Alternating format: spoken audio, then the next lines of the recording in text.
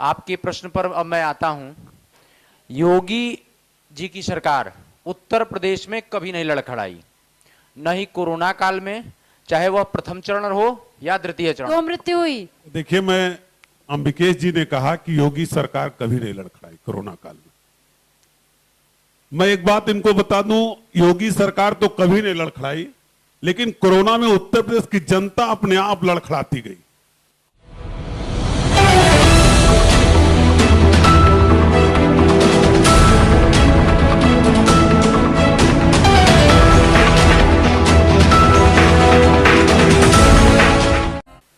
अभी अंतर्राष्ट्रीय मुद्दों से आज हम गोरखपुर पर आएंगे। अभी आपने समाचार पत्र पढ़े होंगे कि तालिबान ने अफगानिस्तान को घेर लिया है और अफगानिस्तान ने हथियार रख दिया है।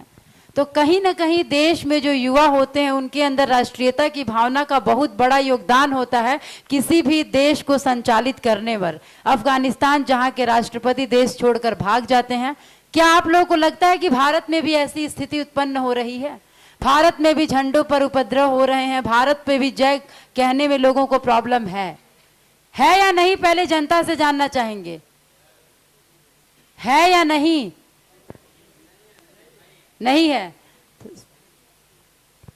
हम सबसे पहले शुभेंद्र जी से जानना चाहेंगे। जनता का कहना है कि भारत में ऐसी स्थिति कतई नहीं है, जबकि कई लोगों का कहना है कि भारत में एक अलग स्थिति उत्पन्न हो रही है। तो शुभेंद्र जी, आपसे जानना चाहेंगे कि किसी भी देश, किसी भी युवाओं के लिए, किसी भी सियासत में राष्ट्रीयता की क्या भूमिका होती है?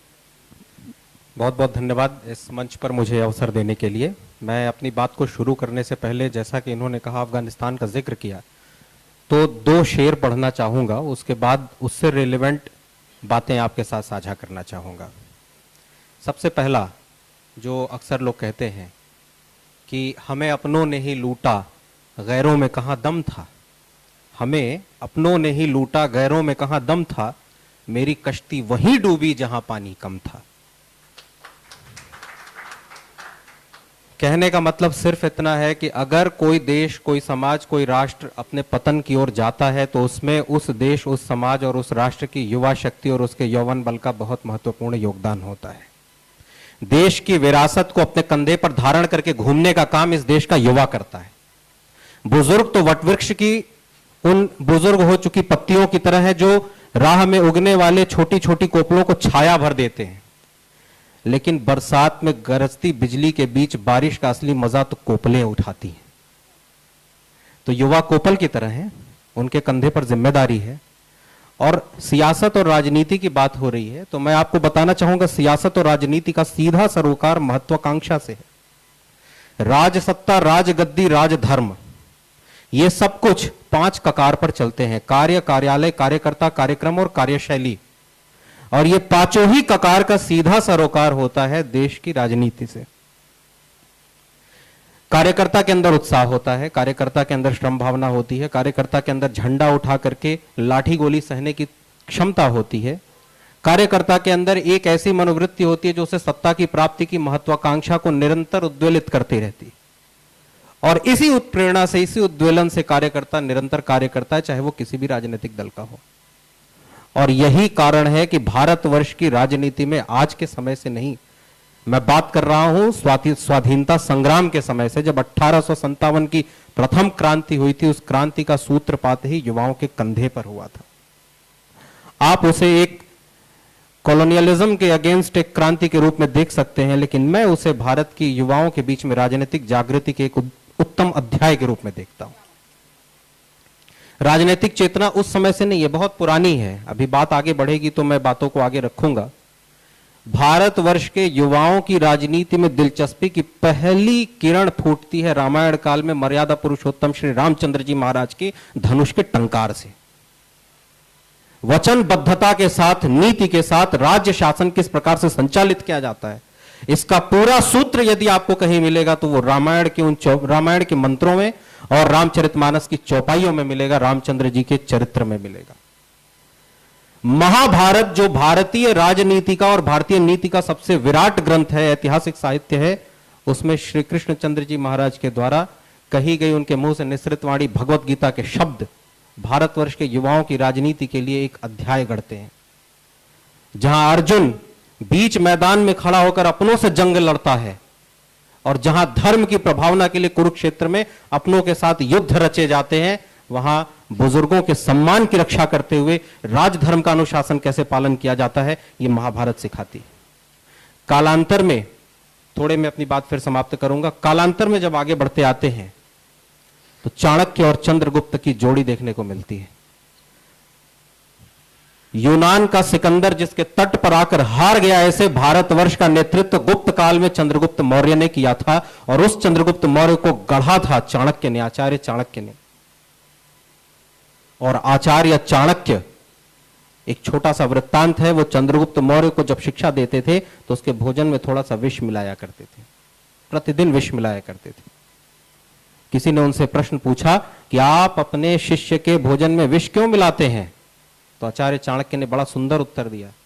कहा, प्रथम कि उसे सम्राट होना है और सम्राट को विष ग्रहण करने की, विष पचाने की शक्ति होनी चाहिए, इसलिए मैं उसे प्रतिदिन विष देता हूं ताकि उसके शरीर के रगों में विष का संचार हो, जमाने भर के लिए नीलकंठ की तरह, दुनिया के लिए नीलकंठ की तरह विष को धारण करने की शक्ति उसके अंदर निहित हो सके। और दूसरी बात उन्होंने कहा, क्योंकि वह एक युवा है और युवा की तरुणाई में, उत्तुंगतम परछाई में जो शरीर है, उसकी क्षमता अन्य की तुलना में कहीं ज्यादा होती है, इसीलिए मैं उसके साथ ऐसा व्यवहार करता हूं।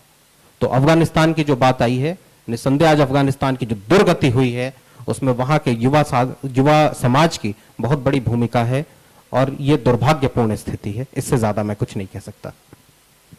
तो कहीं ना कहीं अगर हम आगे बढ़ें तो हमारे पास भारतीय जनता पार्टी से और समाजवादी पार्टी से दो सशक्त उपस्थितियां हैं, और जिस ओर जवानी चलती है उस ओर जमाना मुड़ता है। तो अभी एक कोरोना की त्रासदी हम सब ने झेली। अंबिकेश जी, आपसे प्रश्न है कि क्या ऐसा हुआ, क्यों योगी राज में उत्तर प्रदेश का मैनेजमेंट लड़खड़ा गया, केसेज बढ़ते रहे, और हम जानना चाहेंगे कि क्या यह सही बात है कि उत्तर प्रदेश में 1 से 2 मृत्यु हुई? वो आंकड़े कहां से बनते थे? आपसे हम जानना चाहेंगे। आपकी क्या राय है अपनी सरकार के प्रति? सर्वप्रथम मैं इस मंच को, एनबी न्यूज चैनल को अपनी उपस्थिति के लिए बहुत बहुत धन्यवाद देता हूं कि उन्होंने एक सुंदर आयोजन किया। आपके प्रश्न पर अब मैं आता हूं। योगी जी की सरकार उत्तर प्रदेश में कभी नहीं लड़खड़ाई, न ही कोरोना काल में, चाहे वह प्रथम चरण हो या द्वितीय चरण हो। थोड़ी अव्यवस्था हुई, एकदम सत्यता की बात करता हूं, थोड़ी अव्यवस्था, लेकिन वह भी योगी जी की सरकार की वजह से नहीं हुई। अव्यवस्था फैलाने के लिए भी जो कार्य हुए, वह कुछ लोग जानबूझ करके, चाहे वो हॉस्पिटल संचालक रहे हों या अन्य जो भी रहे हो, असामाजिक तत्व, जानबूझ करके। अंबिकेश जी, क्या आपके योगी सरकार को यह पता नहीं था कि कोरोना भारत में कब प्रवेश कर चुका है? क्या वैज्ञानिकों ने अपना काम नहीं किया? क्या पत्रकारों ने अपना काम नहीं किया? तो आखिर कौन था जो आपके प्रदेश में आपके सरकार की व्यवस्था लड़खड़ाने का क्या काम कर रहा था? व्यवस्था तो कहाँ आपकी न्याय धर्मिता थी? मैं जानना चाहूंगी यहाँ पे समाजवादी पार्टी से कभी नहीं लड़खड़ाई। आप क्या कहते हैं? आप एक बताइए, योगी जी स्वयं एक युवा मुख्यमंत्री के रूप में कार्य करते हैं, 16 से 18 घंटे कार्य करते हैं, और मुझे यह कहते हुए गर्व होता है कि चाहे वह किसी भी परिस्थिति रही हो, चाहे वह कोरोना काल रहा हो, वह व्यक्तित्व जनता के बीच में ही रहे, चाहे वो गोरखपुर की जनता हो, चाहे बुंदेलखंड की जनता हो, चाहे वो बलिया की जनता हो। आप कोरोना के मुद्दे पर आइए। कोरोना में इतनी मृत्यु हुई और आंकड़े तक छुपवा दिए गए, आप क्या कहना चाहेंगे इस पर? आंकड़े देखिए, क्या गोरखपुर में 2 से 4 मृत्यु हुई? अगर आप युवा नेता हैं तो आपको समाज की समझ होनी चाहिए। आप समाज की समझ आप रखते हैं, आप बताइए क्या कोरोना में, जनता भी बताए, क्या कोरोना में गोरखपुर में सिर्फ 2 मृत्यु हुई? तो 2 मृत्यु कभी नहीं दिखाई गई। सुनिए, आंकड़े बनाने का कार्य योगी जी नहीं करते हैं। मृत्यु 2 मृत्यु, आंकड़ा बनाने का कार्य। आप क्या कहते हैं, क्या 1 मृत्यु हुई, 2 मृत्यु हुई? देखिए, मैं, अंबिकेश जी ने कहा कि योगी सरकार कभी नहीं लड़खड़ाई कोरोना काल में। मैं एक बात इनको बता दूं, योगी सरकार तो कभी नहीं लड़खड़ाई, लेकिन कोरोना में उत्तर प्रदेश की जनता अपने आप लड़खड़ाती गई, और इस कदर लड़खड़ाई कि अस्पताल के बाहर कभी ऑक्सीजन के अभाव में लोगों की मौत हो रही थी, कभी लोग अपने परिजनों को लेकर के अस्पताल के बाहर बेड के इंतजार में लोग दम तोड़ दे रहे थे, जो एडमिट हो गए उनको ऑक्सीजन नहीं मिला, ऑक्सीजन के अभाव में लोग दम तोड़ रहे थे, कुछ आप दवा इन के अभाव में बातों लोग को दम आप तोड़ इस तरह रहे से थे। सुनिए बात, और गलत तथ्य ना दीजिए, लगातार गलत तथ्य उत्तर ना प्रदेश दीजिए। की जनता लड़खड़ाती नहीं। रही और यह- योगी सरकार अपनी बात करती रही। नहीं। ये अधिवक्ता साथी हमारे सीनियर अधिवक्ता हैं, इनको भी याद होगा कि माननीय उच्च न्यायालय इलाहाबाद ने एक आदेश दिया था अप्रैल में, जब कोरोना केवल उत्तर प्रदेश के 4-5 जिलों में था, कानपुर, इलाहाबाद, लखनऊ, गोरखपुर। अंबिकेश जी को लखनऊ का वो सीन नहीं याद होगा, भैंसा कुंड का, मुझे याद है। जहां 24 घंटे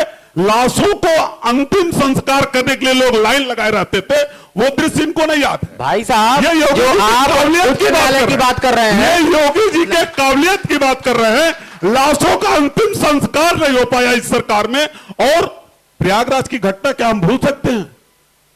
किस तरीके से लाशों को दफन किया गया था, उसको क्या कोई भूल सकता है? मीडिया का साथी, कोई आम आदमी इस उत्तर प्रदेश का? भाई साहब, पहली बात तो जब आपसे प्रश्न पूछा गया क्या गोरखपुर में रोज सिर्फ 2 मृत्यु होती थी, तो आप रैली पर जा रहे हैं। आप गोरखपुर के युवा राजनीति के भावी कर्णधार हैं, भविष्य में आप राजनीति में एक स्थान अपना सुनिश्चित करेंगे। आप किस सत्यता की बात कर रहे हैं? आप दोनों लोगों की इधर हम एक पत्रकारिता के चश्मे से देखना चाहेंगे। हम प्रसाद लारी जी से निवेदन करते हैं, आप बताएं क्या सच है कोरोना में? हम सिर्फ गोरखपुर की बात करें, क्या यह सही है जो रोज हम पेपर में पढ़ते थे, जो सामने आता था, क्या 2 मृत्यु होती थी?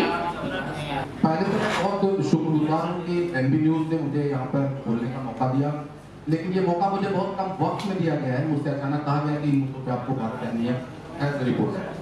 और ये भी एक बहुत मजेदार बात है कि 3 वकीलों के बीच में पत्रकार को बैठा दिया गया, जिनके बीच में अभी वरिष्ठता को लेकर जंग छिड़ी हुई है। और ये बात तय होगा प्रोग्राम के बाद कि किसकी सीनियरिटी है।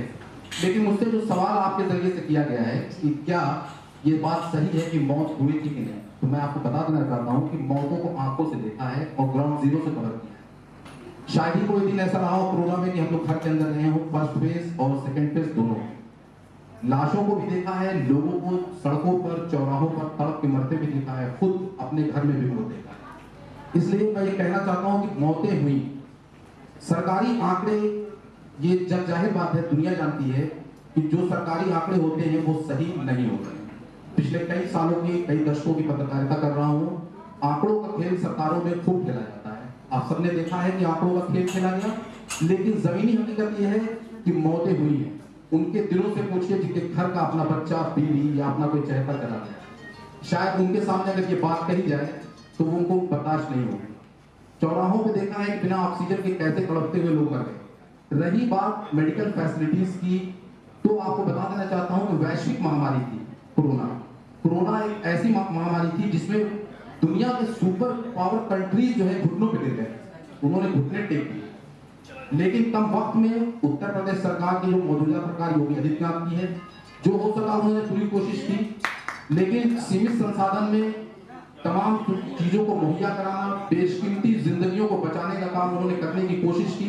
ठीक है, मैं मानता हूं कि वो विफल रहे, लाशें जलाई गई, लाशें दफनाई गई, बहुत ऐसे बदनसीब थे, ना तो उनको आग मिली ना तो मिट्टी मिली। आंकड़े छुपाए गए, इस पर आप क्या कहेंगे? आंकड़े छुपाए गए। आंकड़ों का खेल प्रदेश नहीं पूरे देश में होता है, आप अच्छी तरीके से जानते हैं। और जो दिल से इकरार और मतलब होता रहा है तो होता रहेगा, मतलब आप एक पत्रकार होने के साथ इस बात को स्वीकार कर रहे हैं कि आंकड़ों का खेल होता है, होना चाहिए, आंकड़ों का खेल छुपाया जाना चाहिए। एक पत्रकार होने के साथ मैंने आपसे कभी गलत बात के समर्थन में मैंने ये नहीं कहा कि आंकड़ों को होना चाहिए। फ्यूचर की बातें मैं नहीं करता। हाँ, फ्यूचर में, मुस्तकबिल में उस समय जब आंकड़े छुपाए जा रहे थे, बतौर पत्रकार आपका रुख क्या था? जी बिल्कुल, आंकड़े छुपाए जा रहे थे, सरकार द्वारा पत्रकारों को लगातार डराया जा रहा था, मुकदमे कायम किए जा रहे थे। तमाम ऐसे मामले सामने आए हैं जहां पे देखा गया कि पत्रकारों ने अगर कुछ सही बात कहने और लिखने की जरूरत की तो उनके खिलाफ मुकदमे कायम किए गए, प्रेशर दिया गया। लेकिन हम लोगों ने रिपोर्टिंग की और तस्वीरें झूठ नहीं बोलती। हम लोग वीडियो जर्नलिस्ट हैं, वीडियो जर्नलिस्ट के तौर पे काम करते हैं। हमारा काम होता है मौके पे पहुंचना, चीजों को अपने कैमरे में कैद करना और सबके सामने, जनता के सामने उसको परोस देना। और हमने दिखाया, लाशें थी, लाशें ठुक रही थी। शायद उन तस्वीरों और वीडियो ने ही दिखाया कि लोग कतारों में लगे थे। कीर्ति पांडे साहब ने अभी कहा कि घंटों अपने लोगों को, अपने अजीजों को जलाने के लिए, इससे बड़ी बदनसीबी क्या होगी? मतलब आपका कहने का मतलब ये कि सब कुछ हुआ उस समय सब कोई चुप रहा, बाद में हम मंथन करें, इस पे बात करें, क्या पत्रकार की यही जिम्मेदारी है? क्या हमारे राजनीति में युवाओं की यही भूमिका है? यहाँ पर आप युवा राजनीतिक के तौर पर आप बैठे हैं, सर क्या यही भूमिका है कि आप एक कार्यक्रम में इस पे बात करें, उस समय आप कहाँ थे? उस समय आप एक राजनीतिक के तौर पर मेरी बात का जवाब दे दीजिए। आपने पत्रकारिता में सवाल खड़ा किया है, कटघरे में लाने की कोशिश की है जी। तो मैं आपको बता देना चाहता हूं कि पत्रकारिता करने में अलग अलग तरह की लोगों की पत्रकारिता है, विचारधाराओं से। वो विचारधारा पॉलिटिकल भी हो सकती है, वो विचारधारा किसी पार्टी विशेष की हो सकती है, धर्म विशेष, जाति विशेष, व्यक्ति विशेष, किसी की भी हो सकती है। लेकिन आज पत्रकारिता कहीं ना कहीं से किसी ना किसी की विचारधाराओं से प्रेरित होकर अपना काम करती है। और मैं ये चाहता हूं कि ज्यादा से ज्यादा लोग ऐसी कोशिश करें कि जो सच्चाई है वो सामने आए। लेकिन विचारधाराओं में भी कहीं ना कहीं पत्रकार को कुछ ना कुछ कंप्रोमाइज करना पड़ता है, लेकिन फिर भी कोशिश की जाती है कि सारी चीजों को सच रखा जाए सामने। और कोशिश ये भी है कि जो कोरोना के सेकंड फेज, फर्स्ट फेज और सेकंड फेज में कोरोना ने अपनी तबाही मचाई, ईश्वर ना करे, अल्लाह ना करे कि कभी वो दिन दोबारा देखने को हम लोग को इस मुल्क में मिले या दुनिया में कहीं मिले। वो मौतें नहीं देखना चाहता जो अपने आंखों से मैंने देखी है। लेकिन अगर ऐसा कुछ होता है तो सरकारों को भी वक्त रहते इसकी चिंता करनी चाहिए, और हमें भी कोशिश ये करनी चाहिए कि हम बहुत कुछ ऐसा पॉजिटिव भी सोचें। सिर्फ निगेटिव थॉट पत्रकारिता का मतलब नहीं होती कि हम कहीं गए हैं तो हम सिर्फ निगेटिव ही थॉट सोचें। कुछ पॉजिटिव सोच भी हमारी होनी चाहिए जिससे और चीजों को मनोबल बढ़े, सुधार मिले। जी बहुत है। अम्बिकेश जी आपकी तरफ आएंगे। आपके माननीय प्रधानमंत्री जी के द्वारा एक आह्वान होता है युवाओं को पकौड़ा करने का, आप क्या कहना चाहेंगे? आपकी सरकार में रोजगार की क्या स्थिति है? आपसे आप लोग या जो भी रहा, मतलब आज जो कर रही हैं युवाओं को पकौड़ा करने का, किसी उनकी बातों को अपनी तरह से, चाहे विपक्ष कहा जाए या जो कहा जाए विपक्षी मीडिया, अपनी तरह से करने का। माननीय मोदी जी स्वायत्तता की बात उन्होंने किया कि किसी व्यक्ति को, किसी भी युवा को आप सीधे रोजगार पर आइए कि आपकी सरकार में रोजगार की क्या स्थिति है? देखिए रोजगार, यदि आप देश की तो बात छोड़ दी, मैं प्रदेश की ही बात करता हूँ। चाहे शिक्षकों की देखिए, शिक्षकों की भी यहाँ जो भी चाहे सरकारी नौकरियां दी गई हो या कौशल विकास के माध्यम से सारी नौकरियां, ये नौकरियां 69,000 चुनाव के समय में जो आई है, पहले इसके 5 साल में क्या स्थिति रही है, हम आपसे जानना चाहेंगे। देखिए पहले इसके 5 सालों में यदि उत्तर प्रदेश सरकार की बात करें, यहाँ बैठा हुआ हर युवा जानता है कि नौकरी की वैकेंसी निकलने के पहले 2 लाख, 5 लाख, 10 लाख में नौकरियां तय हो जाती थी। और उसके बाद जो बचती थी वो किसी बड़े विधायक जी के रिश्तेदार, किसी जातिवादी के रिश्तेदार, उनको दे दी जाती थी। वर्तमान भारतीय जनता पार्टी की योगी जी के नेतृत्व में चलने वाली सरकार ने जिन नौकरियों को भी दिया है उनको योग्यता के आधार पर, न किसी जात के आधार पर, न किसी धर्म के आधार पर 69,000 शिक्षकों की भर्ती हुई। उसमें सभी जाति के लोगों को, चाहे वो सामान्य वर्ग का हो, चाहे पिछड़ा वर्ग का हो या अनुसूचित वर्ग का हो, चाहे वो गरीब हो, अमीर हो, महिला हो, पुरुष हो, आइए हम जानते हैं समाजवादी पार्टी से सर कीर्ति नीले सर, आप क्या कहना चाहेंगे अभी वर्तमान सरकार में? देखिए अम्बिकेश जी को संकल्प पत्र पढ़ना चाहिए। भारतीय जनता पार्टी ने एक संकल्प पत्र जारी किया। उस संकल्प पत्र में योगी जी तो तब मुख्यमंत्री थे, नरेंद्र मोदी जी, अमित शाह जी, सभी बड़े नेताओं ने एक संकल्प पत्र जारी किया और उसमें कहा था कि उत्तर प्रदेश में अगर भारतीय जनता पार्टी की सरकार ने तो 7 लाख नौजवानों को प्रति वर्ष नौकरी देगी। इस संकल्प पत्र देंगे। वो संकल्प पत्र में इसलिए रखा हुआ, आज भी रखा हूं, इनका संकल्प पत्र में कि जब 22 में चुनाव होगा तो ये संकल्प पत्र में लेके चलूंगा और लोगों को तब इनसे सवाल पूछूंगा। अच्छा आप इनके और 7 लाख मैं बता रहा हूं, पहले सुनिए ना, मैं जो सवाल आपने पूछा पहले उसका जवाब। 7 लाख नौजवानों को हर साल अगर रोजगार दिया गया होता तो 4.5 साल की सरकार हो गई, 5वां साल पूरा 35 लाख नौजवानों को रोजगार उत्तर प्रदेश से मिलना चाहिए। और जहां तक मेरी जानकारी है और जहां तक आप सबको जानकारी होगी, आप पत्रकार, आपको भी जानकारी है और इस पत्रकार बैठे इनको भी जानकारी है कि आप तक को नौकरियां नहीं मिल पाई। इनके प्रधानमंत्री ने कहा था कि 1 करोड़ नौजवानों को हर साल रोजगार, वो रोजगार नहीं मिल पाए। सवाल हमेशा सरकार से होता, जो सरकार में होगा जवाब वो देगा, और सरकार में भारतीय जनता पार्टी है तो उसको जवाब देना चाहिए। शुभेंद्र सत्यदेव जी, आप आपसे अगर हम पूछें कि नौकरियों की क्या स्थिति है, तो आप एक प्रतियोगी छात्र के तौर पर आपने भी तैयारी की और आपकी बहुत सारे साथी हैं, आप क्या कहना चाहेंगे इस पर? देखिए, रोजगार के मामले में हर सरकार की अपनी कुछ नीतियां होती हैं। पूर्ववर्ती सरकार की भी कुछ नीतियां थी, इस सरकार की अपनी खुद की कुछ नीतियां हैं। और निष्पक्ष भावना से यदि मूल्यांकन करके देखा जाए तो वर्तमान सरकार की नीति प्राइवेट सेक्टर को एम्पावर करने की ओर ज्यादा है, यानी निजी क्षेत्र को सबलीकृत करने की नीति अधिक है। और ये इसलिए भी है क्योंकि सारी नौकरियां सरकारी नौकरियां नहीं दी जा सकती। हाँ, ये जरूर बात है कि हमारे सामने सरकारी नौकरियों की जब हम बात करते हैं तो लाल फीताशाही एक बड़ी चुनौती बन जाती है। बड़े पैमाने पर मानव संसाधन को प्रबंधित करने का एक सिस्टम तंत्र हमारे पास उसका अभाव है। हमारे देश की आबादी दिन प्रतिदिन बढ़ती चली जा रही है। इसके अलावा जिस रफ्तार से शिक्षा के क्षेत्र में नए नए शिक्षण संस्थान खुल रहे हैं और नए नए प्रयोगधर्मी जितने भी कोर्सेज हैं वो कंडक्ट किए जा रहे हैं, कौशल विकास से रिलेटेड कोर्सेज हो या फिर प्रोफेशनल कोर्सेज हो या रेगुलर ट्रेडिशनल कोर्सेज हो, जितने भी प्रकार के पाठ्यक्रम संचालित किए जा रहे हैं, इन सारे पाठ्यक्रमों से डिग्री धारण करने के बाद प्रत्येक व्यक्ति रोजगार की तलाश में जाता है। अमूमन उत्तर प्रदेश, बिहार, झारखंड, मध्य प्रदेश, छत्तीसगढ़, राजस्थान और कुछ हद तक हरियाणा, इन राज्यों में जो युवा हैं उनकी मानसिकता हमेशा से सरकारी नौकरी की ओर रुझान करती है। वो हमेशा प्रतियोगी परीक्षाओं की तैयारी को प्राथमिकता देते हैं और स्वरोजगार पर बाद में ध्यान केंद्रित करते हैं। गुजरात, महाराष्ट्र, तमिलनाडु, केरल, बेंगलुरु और कुछ हद तक आप पंजाब को काउंट कर सकते हैं और नॉर्थ ईस्ट, जो पूरा इंटायर हमारा नॉर्थ ईस्ट है, बंगाल से लगाए तो पूरा नॉर्थ ईस्ट है।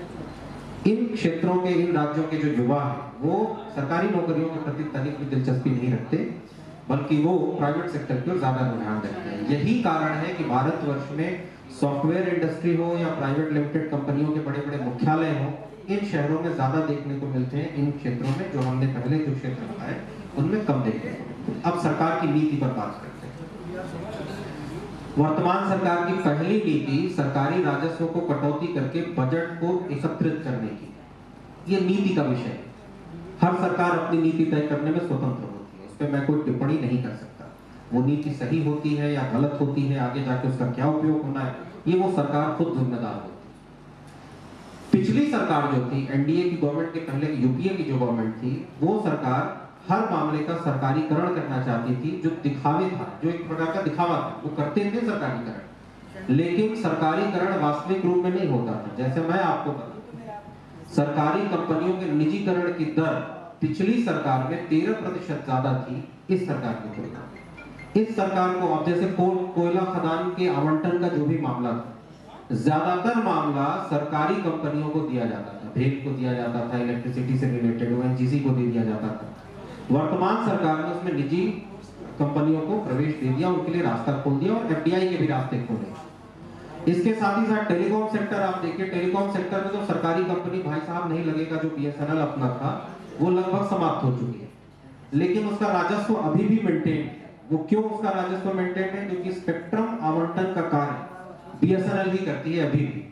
और जितनी प्राइवेट कंपनियां सेवाएं दे रही हैं, 4G सेवा दे रही हो, 5G सेवा दे रही हो, वो ट्राई के तहत, telecom regulatory authority of India के तहत स्पेक्ट्रम की खरीद नीलामी की प्रक्रिया बीएसएनएल के माध्यम से ही करती है। इसलिए वर्तमान सरकार की पूरी तरह से नीति ये है कि जैसा कि प्रधानमंत्री जी के भाषणों से स्पष्ट भी होता है और उन्होंने ये स्पष्ट तौर पर कहा भी है कि मैं सरकारी नौकरी पर फोकस नहीं करूंगा, मैं निजीकरण पर फोकस करूंगा और अघोषित रूप से स्वावलंबन की ओर देश को आगे बढ़ाऊंगा।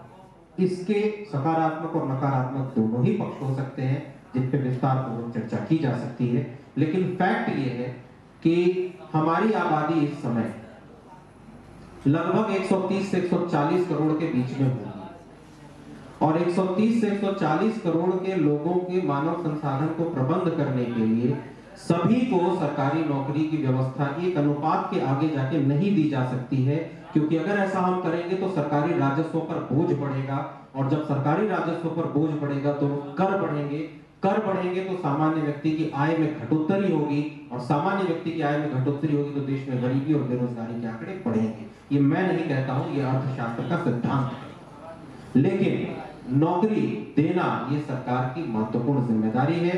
हमारे देश के संविधान में directive principles of the state policy में स्पष्ट तौर पर इस बात का उल्लेख किया गया है कि रोजगार देकर के सम्मानपूर्वक जीवन देना एक लोक कल्याणकारी राज्य का प्रथम कर्तव्य है और प्रत्येक सरकार को इस पर गंभीरतापूर्वक विचार अवश्य करना चाहिए। मेन प्रॉब्लम क्या आती है? मेन प्रॉब्लम वैकेंसी में नहीं आती, समस्या वैकेंसी में नहीं आती है। समस्या मैं बता रहा हूं आपको और बहुत आसान भाषा में समझाऊंगा। मान लीजिए मुझे 10 लोगों को नौकरी पे रखना है, तो मैं पहले अपने डिपार्टमेंट से अधियाचन मांगूंगा कि आप मुझे बताइए आपके यहाँ कितने लोगों का पद खाली है। वो अधियाचन भेजने में 1 से 1.5 महीने का समय लगाएंगे। फिर उन पदों को लेकर के मैं उनके लिए रेगुलेशन बनाऊंगा।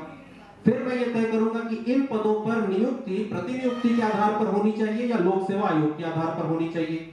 फिर जब समिति बैठेगी और निर्णय करेगी नहीं लोक सेवा आयोग को भेज दिया जाए, तो फिर लोक सेवा आयोग के पास जाएगा। लोक सेवा आयोग उसके लिए विज्ञापन बनाएगा, विज्ञापन जारी करेगा। विज्ञापन जारी करने के बाद लोग फॉर्म भरेंगे। फॉर्म यदि एक निश्चित अनुपात से ज्यादा लोगों ने भर दिया है तो फिर उस पर कट ऑफ मार्क तय किए जाएंगे। फिर परीक्षा होगी, परीक्षा होने के बाद फिर कट ऑफ तय किया जाएगा। कट ऑफ तय होने के बाद अभ्यर्थियों से पूछा जाएगा कि आपको यदि किसी प्रश्न पर आपत्ति है तो आप आपत्ति जताएं। फिर वहां से सिलसिला शुरू होता है। फिर जो प्रतियोगी छात्र जो अपनी किस्मत सिर्फ और सिर्फ परीक्षा में मुकदमा लड़ने के लिए ही आजमाते हैं, उनके लिए हाई कोर्ट का दरवाजा हमेशा खुला रहता है। फट से पिटीशन फेंकेंगे हाई कोर्ट में और वैकेंसी लंबित हो जाएगी। इस तरह से वैकेंसीज को डिले करने के लिए की भी टेंडेंसीज देखने में आ रही है। बहुत दुर्भाग्यजनक स्थिति है। इस पर प्रभावी कार्यान्वयन करने की जिम्मेदारी है राज्य सरकार की भी है, केंद्र सरकार की भी है। एसएससी की वैकेंसीज वर्तमान केंद्र सरकार में, मैं कहता हूं, मैं आलोचना पूर्वक कहता हूं कि एसएससी की वैकेंसीज की स्थिति बहुत ज्यादा खराब है। लेकिन आप मुझे एक बात बताइए, सरकार भी क्या करेगी जब मुकदमेबाजी में वैकेंसी लंबित हो जाती है? तो उसमें सरकार क्या कर सकती है? जब तक अंतिम निर्णय नहीं आएगा तब तक सरकार के भी हाथ में कुछ नहीं है और सरकारें इसी तथ्य का बचाव लेती है। तो क्यों नहीं इसके प्रभावी तंत्र पर कार्य किया जाता कि मुकदमेबाजी को ही ब्लॉक कर दिया जाए?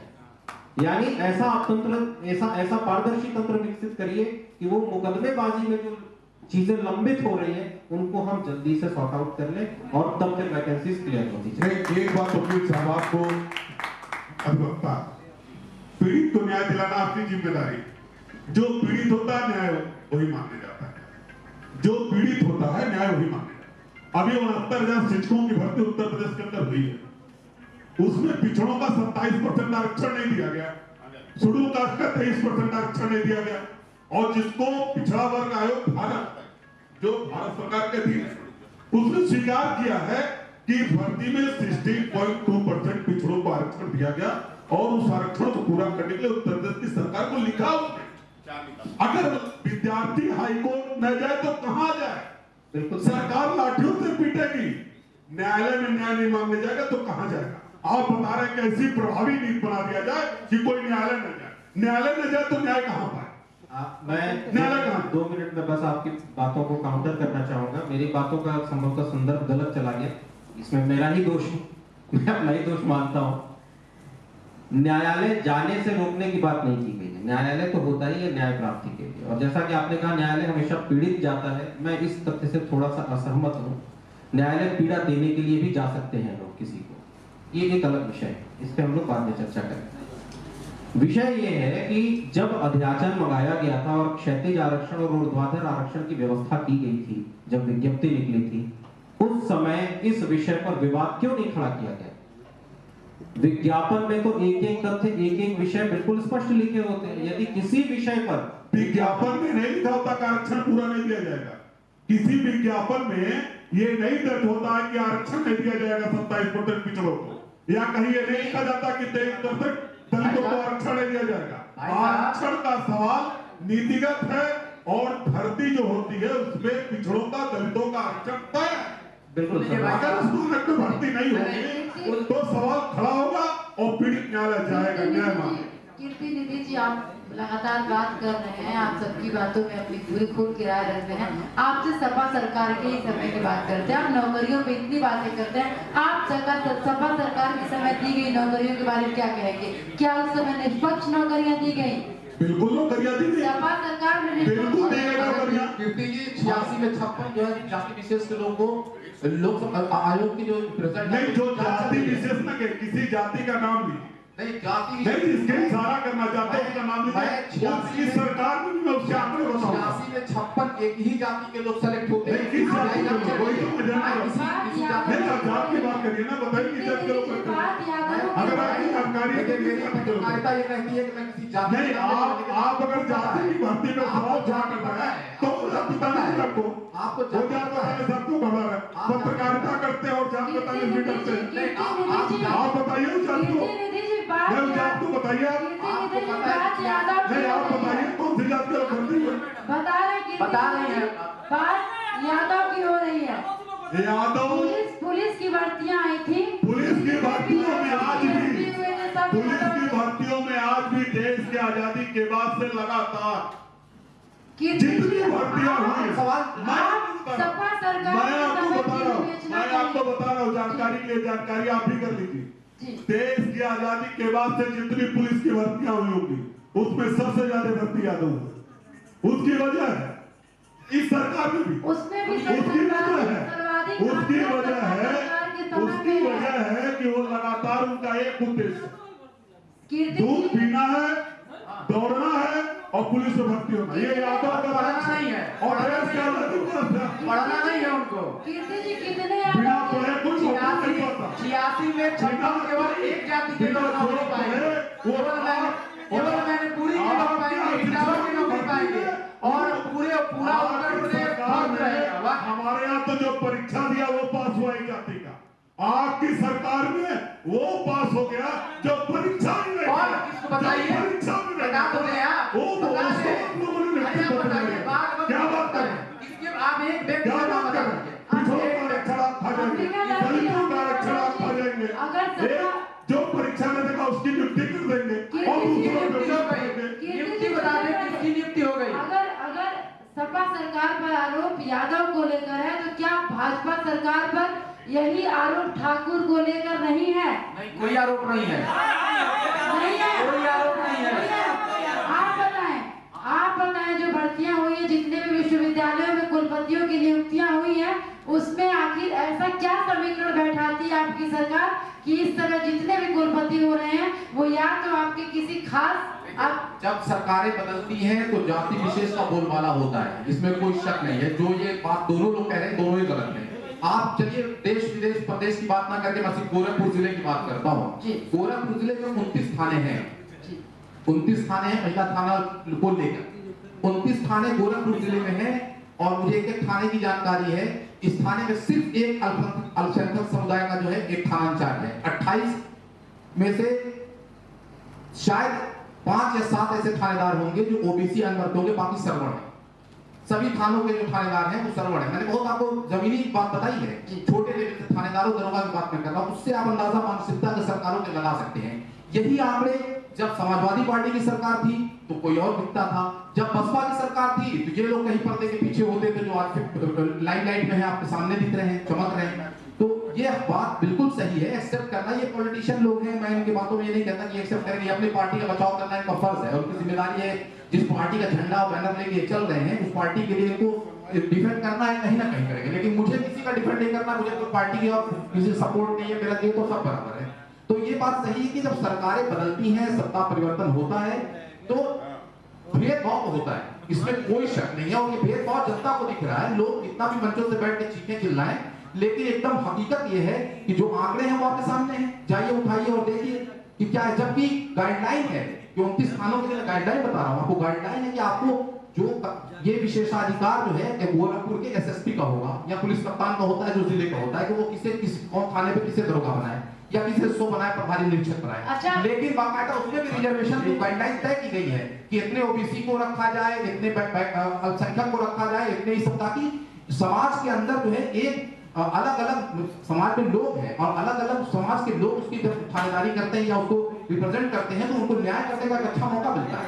अच्छा, मैं ये कह रही हूँ कि कीर्ति जी भी और अंबिका जी, आप दोनों लोग युवा नेता हैं, आप अपना गिना दीजिए कि आप लोगों ने क्या किया, बस 5-5 काम गिना दीजिए, आपने क्या क्या स्टेप लिए। युवाओं के लिए मैं जो आप वार्ता कर रही हूँ मुझे बोलने दीजिएगा, बीच में मत टोकवाइएगा।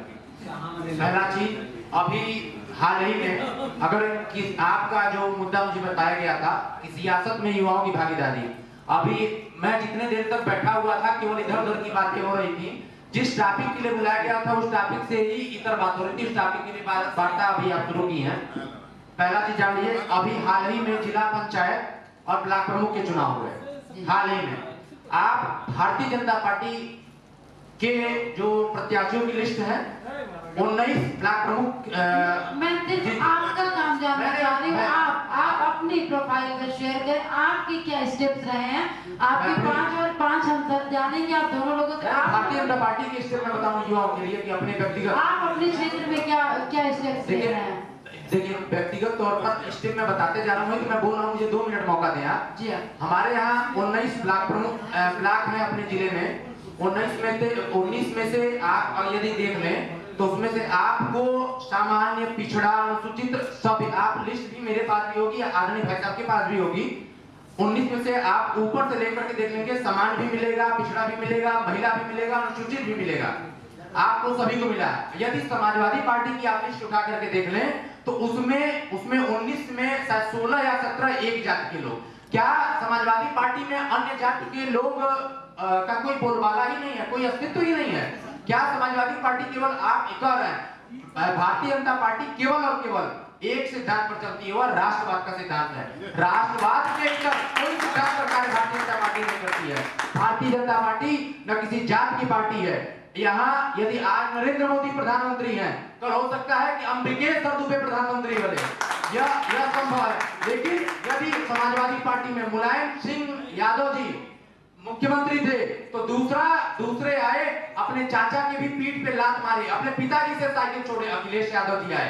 क्या उसमें कोई ब्राह्मण भाई, कोई क्षत्रिय भाई, कोई शूद्र भाई, कोई वैश्य भाई नहीं था कि जो समाजवादी पार्टी का राष्ट्रीय अध्यक्ष बन जाता, समाजवादी पार्टी का मुखिया के रूप में बनता, कि या तो मुख्यमंत्री बनता? क्या उसमें किसी अन्य जाति की, किसी अन्य धर्म के नहीं है? लेकिन भारतीय जनता पार्टी का सिद्धांत देखिए, इसके पूर्व में भारतीय जनता पार्टी के सिद्धांतों में सुबह से बात हो रही है, लेकिन अभी मेरा प्रश्न है कि आप अपने 5 स्टेप बताइए। अपने 5 स्टेप देखिए, मेरा नाम अम्बिकेश दुबे है, मैं गोरखपुर सिविल कोर्ट में अधिवक्ता भी हूँ। भारतीय क्या अधिवक्ता होना आपके राजनीतिक मुझे अभी शीघ्र ही भारतीय जनता पार्टी ने मेरे पर विश्वास जताया है। मुझे गोरखपुर क्षेत्र, हमारे यहाँ 12 जिले हैं, उस क्षेत्र का मुझे यशस्वी क्षेत्रीय मंत्री का दायित्व मेरे कंधों पर डाला है। मैं खुद को यह बहुत गौरवान्वित महसूस कर रहा हूँ। हमारे गोरखपुर क्षेत्र में 12 संगठनात्मक जिले हैं, 62 विधानसभाएं हैं, 13 लोकसभा है। तो यदि एक सामान्य परिवार के युवा को यदि इतनी बड़ी जिम्मेदारी संगठन ने दी है राष्ट्र सेवा करने के लिए, समाज की सेवा करने के लिए, तो मेरे लिए गर्व की चीज है। आइए आगे कीर्ति जी, आपसे हम जानना चाहेंगे आपके क्या समाज प्रभावित हुआ है आपके अनुसार।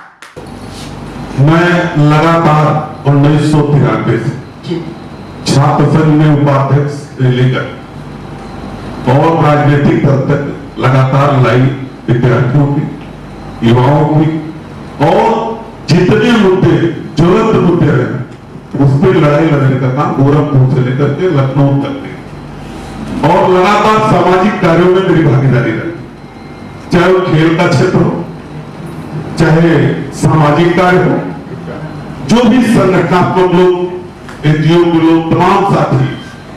कोरोना काल में भी हम लोग लगातार उस काले सर के मोड़ पे खड़े रहते थे। जो लोग पैदल आते थे, जिनके पांव में चप्पल नहीं होते थे, उनको चप्पल भी पहनाते थे। जिनके पास कुछ खाने को नहीं रहता था उनको खाने का भी इंतजाम करते थे। जिसके पास पानी नहीं रहता था उसको पानी का भी इंतजाम करते थे। तो लगातार राजनीतिक के साथ साथ सामाजिक कार्यों में भी भागीदारी सुनिश्चित करने का प्रयास करते हैं। और ये प्रयास हुआ युवाओं के लिए, समाज के लिए कुछ किया।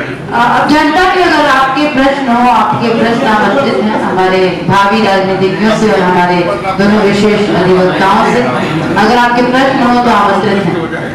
और जैसा कि आपने बताया कि समाजवादी से अखिलेश यादव जी ने बहुत ज्यादा काम किया है, लेकिन अगर कोरोना काल में देखा जाए तो वो अपने संसदीय क्षेत्र में जहाँ तक उन्होंने स्वीकार नहीं किया और बस सिर्फ फेसबुक और ट्विटर से ही सिर्फ सरकार की आलोचना करते थे। क्या उन्होंने एक अच्छी विपक्ष का कार्य किया है यहाँ पे? अगर वो आरोप नहीं लगा सकते हैं कि मैं सरकार फेल हुई है, बल्कि वो फेल हुए हैं, क्योंकि जब तक अच्छा विपक्ष नहीं रहेगा तब तक अच्छा शासन नहीं चल सकता है।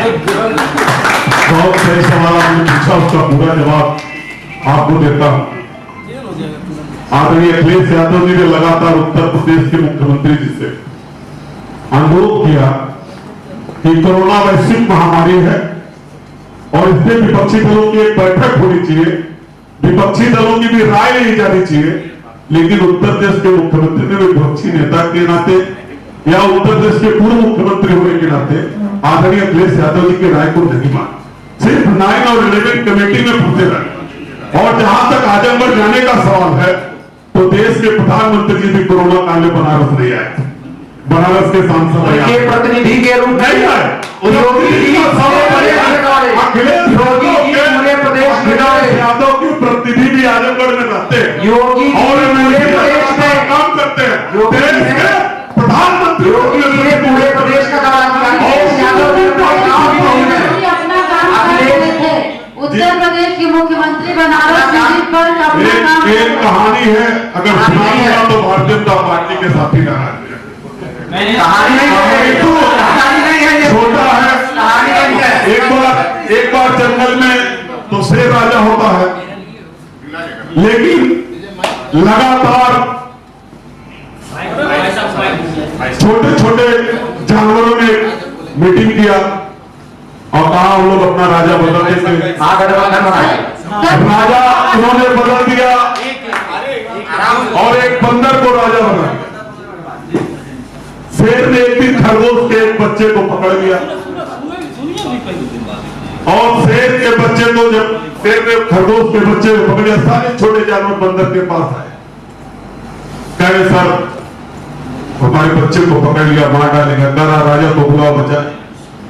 और राजा बंदर जो था वो लगातार पेड़ के इस डाल से उस डाल, उस डाल से उस डाल, उस डाल से उस डाल लगातार घूमता रहा। घूमते घूमते बाद में उसको संदेश आया कि साहब वो बच्चा मार के खा गया। तो बंदर ने कहा कि बताओ मेरी मेहनत में कोई कसर है? मैं तो ये उत्तर प्रदेश के मुख्यमंत्री की वही बात है और वो उत्तर प्रदेश के जनपदों में भ्रमण यात्रा करते रहे। उसका उत्तर प्रदेश नहीं, एक राजनीतिक होने के नाते आप लोगों की भाषा की मर्यादा है। आप उनके मुख्यमंत्री को बंदर कहें, वो आपके मुख्यमंत्री को बंदर कहें, इससे आपको क्या मिल जाएगा? इससे क्या कोरोना के मौत जीवन में तब्दील हो जाएंगे या आपके यादव वाले जो ठप्पे हैं वो ठाकुर में परिवर्तित हो जाएंगे? कोई परिवर्तन नहीं हो पाएगा। तो परिवर्तित हो गए, आप क्या परिवर्तन? यादव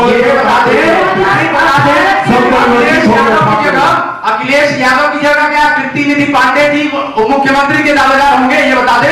अगर जोर से कर सकता हूँ, हो सकते हैं तो वो क्यों नहीं हो सकते हैं। समाजवादी पार्टी के छोड़ेंगे तभी ये लोग कहते हैं हम सबके साथ सबके विकास की बात करते हैं, हम जातिवाद की बात नहीं करते हैं, लेकिन हम प्रिया पटेल के पीछे घूमेंगे, कभी संजय निषाद के पीछे घूम रहे, कभी ओम प्रकाश राजभर के साथ संगठनों को इकट्ठा हमारे देश के पीछे घूमने वाले लोग और बात करेंगे सबके साथ सबके प्रिया पटेल जी कुछ समाजवादी पार्टी का प्रिया पटेल नहीं करेगी। आप बताइए समाजवादी पार्टी अनुप्रिया पटेल को नहीं करेगी। महिला होना अपराध है क्या? महिला होना अपराध है? अनुप्रिया पटेल जी महिला है, इसका मतलब आप उनका कौन करेंगे? गेस्ट हाउस कांड आपने किया, गेस्ट हाउस कांड किया, क्या महिला होना अपराध है? अंबिकेश जी, न महिला होना अपराध है, न राजनीति के होना अपराध है, न एनबी न्यूज के मंच पर बैठना अपराध है। आप लोगों ने जी बिल्कुल, सियासत में युवा की भूमिका बहुत अच्छे से स्पष्ट की, इसका धन्यवाद। लेकिन हम चाहेंगे कि जैसा कि हमने अपने स्टेशन में एक अधिवक्ता बिठा रखा है और इस अधिवक्ता के द्वारा आज हम सर चाहेंगे 10 में आप नंबर दें हमारे दोनों राजनीतिज्ञों को। आप कितना नंबर देना चाहेंगे? आप निष्पक्ष रूप से दें। नहीं, देखिए बेहतर तो यही होता है कि दोनों को 10-10 अंक दे दिए जाए, क्योंकि हमारे लिए तो दोनों ही प्रिय हैं, दोनों ही भारतवासी हैं, सभी का जन्म भारत में हुआ, दोनों ही उत्तर प्रदेश के निवासी हैं और दोनों ही अधिवक्ता हैं, तो मैं अंक में कोई कमी नहीं कर सकता। वकील साहब ने बहुत अच्छा जो दोनों तरफ संभावनाएं ढूंढते हुए बीच का रास्ता निकाला है और ये काबिल तारीफ है। बिल्कुल, थैंक यू सो मच। मैं बस इतना कहना चाहूंगा, फिनिशिंग कमेंट इतना रखना चाहूंगा कि देखिए, देश, समाज, सत्ता ये एक साधन है शक्ति के प्रयोग का, व्यवस्था को चलाने का और आने वाले भविष्य की आकांक्षाओं की प्राप्ति का। यही तीन उद्देश्य है। देश की राजनीति में विमर्श का जो सिलसिला है, विमर्श का जो दायरा है, उसको सबसे ज्यादा दूषित करने का काम अंग्रेजों ने किया, जिन्होंने भारतवर्ष में प्रांतवाद, जातिवाद, भाषावाद, भाई भतीजावाद जैसे बीज बो दिए, विभाजनकारी बीज बो दिए। और आज तक हमारा दुर्भाग्य है कि हम उसी बीज को ढो करके राजनीतिक विमर्शों को केवल उन्हीं परिधि की चर्चा में लाके केंद्र में रख करके चर्चा करते हैं। ये बहुत दुखद है।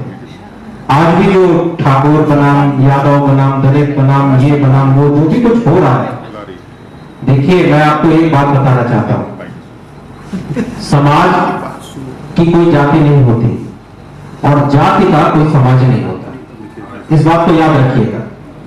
एक चिकित्सक के पास आप एक रोगी बन करके जाते हैं तो वो रोगी आपकी जात, रोगी के तौर पर आपकी जात देख करके चिकित्सक आपका इलाज नहीं करता।